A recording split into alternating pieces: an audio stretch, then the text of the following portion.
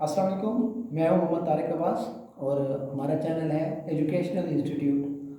आज हमारा जो नेक्स्ट टॉपिक है फिजिक्स का चैप्टर नंबर 6 का फोर्थ लेक्चर है टाइप्स ऑफ एनर्जी और फॉर्म्स ऑफ एनर्जी, यानी कि एनर्जी की इकसाम की बात करेंगे।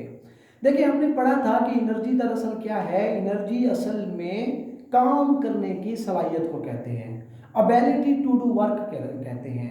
अब ये इसकी मुख्तलिफ इकसाम होती हैं। हमने लास्ट टाइम काइनेटिक एनर्जी भी पढ़ा, हमने पोटेंशियल एनर्जी भी पढ़ा।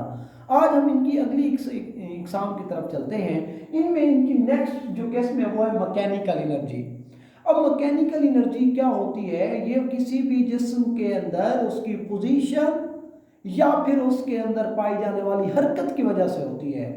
अब उसके अंदर जो हरकत पाई जाती है या उसके अंदर जो पोजीशन है, उस हरकत या पोजीशन की वजह से इनके पास ऐसी फोर्स होती है जो ये चीज़ों को हिट करती हैं और चीज़ों को हिट करके वो उनसे काम करवाती हैं। यानी इनके पास एनर्जी होती है चीज़ों से टकराने के बाद उनसे काम करते हैं, लेते हैं। क्योंकि कोई चीज़, मिसाल के तौर पर एक कार है, मूव कर रही है, तो उसके पास मूव करने की वजह से अगर वो किसी चीज़ से टकराएगी तो वो भी एनर्जी है। और अगर मिसाल के तौर पर कोई चीज़ बुलंदी पर है, जैसे हमने हथौड़े की मिसाल ली थी कि हथौड़े को अगर बुलंदी पर ले जाएं तो बुलंदी पर ले जाने के बाद जब उसे छोड़ेंगे तो नीचे अगर कोई चीज़ होगी तो वो उसके ऊपर जाके वर्क करेगा। तो किसी जिस्म के अंदर या तो पोजीशन की वजह से या फिर उसके अंदर हरकत की वजह से जो एनर्जी पाई जाती है वो क्या है? मैकेनिकल एनर्जी है। एनर्जी ड्यू टू मोशन और पोजीशन ऑफ द बॉडी। जैसे नदी में पानी फ्लो कर रहा हो तो उसके अंदर जो एनर्जी होगी वो मैकेनिकल होगी। जैसे हम हथौड़े को ऊपर ले जाएं, या हमने पढ़ा था कि अगर हम एक कमान को खींचे, तनी हुई कमान और उससे तीर को छोड़ें तो उसके अंदर भी जो एनर्जी होगी वो कौन सी होगी? वो ये हमारे पास मैकेनिकल एनर्जी होगी। उसके बाद हमारे पास है हीट एनर्जी। देखिए, हीट एनर्जी क्या होती है? अगर किसी जिस्म के अंदर हीट की वजह से एनर्जी पैदा हो जाए या हीट अगर काम करने की सलाहियत रखे, और हीट काम करने की सलाहियत रखती है, मिसाल के तौर पर आप खाना पकाते हैं, आप चाय बनाते हैं, आप इस तरह कोई काम करते हैं, तो आप क्या करते हैं? आप आग जलाते हैं। और तो ये आग जो है वो क्या पैदा करती है? ये हीट पैदा करती है। और उस हीट से आप पानी को भी गर्म कर सकते हैं, आप चाय भी बना सकते हैं, आप खाना भी पका सकते हैं, आप गोश्त को पका सकते हैं। तो ये सारा काम किसकी मदद से हो रहा है? हीट की मदद से। अगर आप अपने हाथ को इस तरह रगड़ें तो इसके अंदर से आप देखेंगे कि जैसे हम इसको रगड़ेंगे तो इससे क्या पैदा होगी? हीट पैदा होगी। और इसलिए हमारे पास एक मिसाल है कि जो फ्रिक्शनल फोर्सेस होती है ना, फ्रिक्शनल फोर्सेस, यानी आप देखें अगर एक गाड़ी चलती है ना ज़मीन के ऊपर, तो उसके टायर और ज़मीन जो रोड होता है, उस रोड और टायर के दरमियान फ्रिक्शन पैदा होती है, जिसकी वजह से वो जो टायर होता है उसके अंदर भी वो भी गर्म हो जाता है।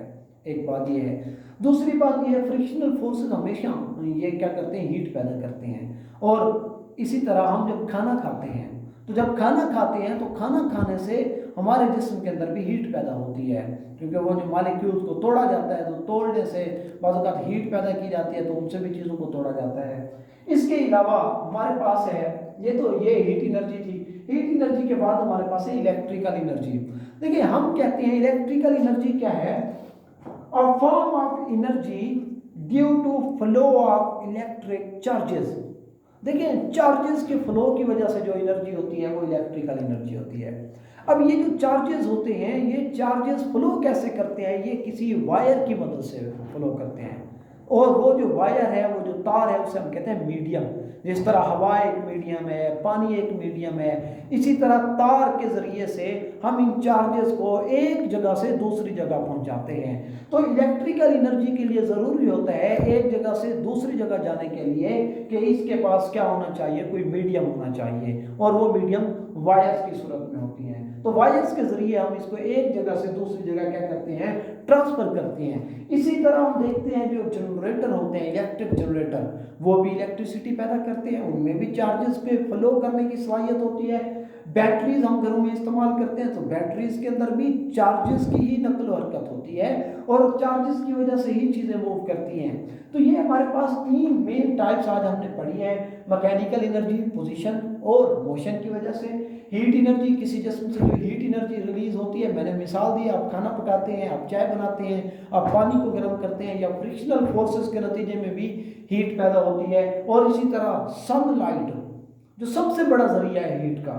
आपको पता है अगर हमारे पास यहाँ पर जिंदगी का वजूद है तो असल में सूरज की वजह से है, उससे हीट आती है।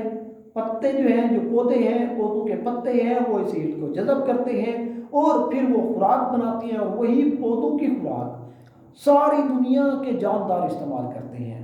तो इसका मतलब ये हुआ सबसे बड़ा सोर्स सन है हीट का, और उसी की वजह से ये सारी दुनिया जो है ना वो स्टेबल भी है। और मज़े की बात ये है कि जितनी भी सनलाइट आती है, टोटल सनलाइट का सिर्फ 1% इस्तेमाल होता है पौधों की तरफ से, और उस 1% से पूरी दुनिया चल रही है। तो ये तीसरे नंबर पर इलेक्ट्रिकल एनर्जी है, जो कि इलेक्ट्रिक चार्जेस, ये चार्जेस जो होते हैं, इलेक्ट्रॉन, प्रोटॉन हो गया, इलेक्ट्रॉन हो गया, इन चीज़ों की मूवमेंट की मदद से जो एनर्जी प्रोड्यूस होती है वो बिजली की सूरत में होती है, जिसे तारों के ज़रिए शिफ्ट किया जाता है एक जगह से दूसरी जगह। इंशाल्लाह फिर नेक्स्ट टॉपिक के साथ आएंगे। अस्सलाम वालेकुम, अल्लाह हाफिज़।